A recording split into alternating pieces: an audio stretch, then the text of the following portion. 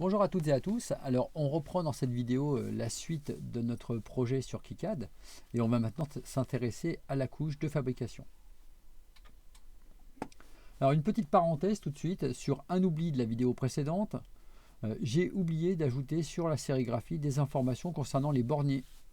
Donc je vous propose de le faire maintenant. Vous reprenez donc un élément de sérigraphie. Pour pouvoir le dupliquer, vous faites CTRL D. Et ça vous permet de l'emmener par ici et donc de venir spécifier quels seront les noms des signaux qui apparaîtront dans les différentes broches de bornier.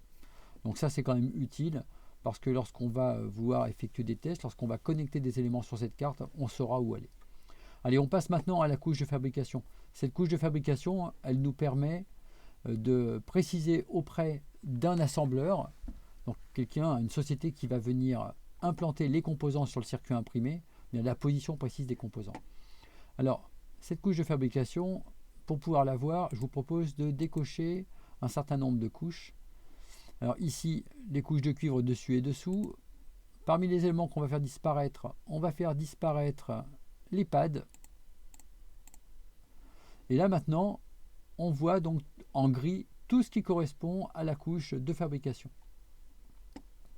Donc ça permet typiquement à la société qui va implanter les composants de savoir précisément où se trouve chacun des éléments. Là par exemple, TP7 n'est pas forcément bien placé, on l'attrape et on va plutôt le mettre au centre ici.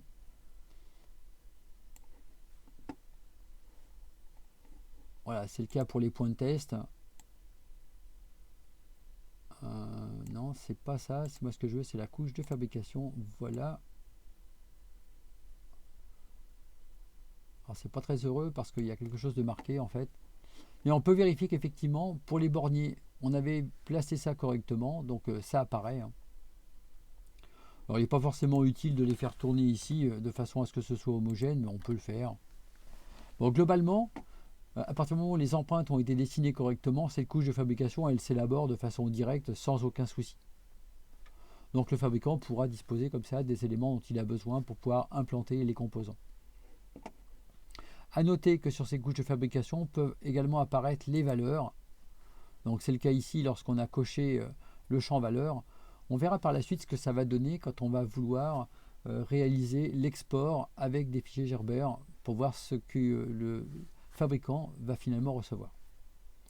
Donc voilà, pour cette vidéo, il n'y avait rien à ajouter. C'était juste pour que l'on voit effectivement qu'il existe une couche spécifique qui permet à un fabricant de cartes de venir également implanter les composants. Donc là, c'est en retirant la couche de sérigraphie sur le dessus, on voit maintenant uniquement cette couche de fabrication. Voilà, c'est la fin de cette vidéo très courte, juste pour savoir ce qu'est la couche de fabrication. Merci de l'avoir suivi.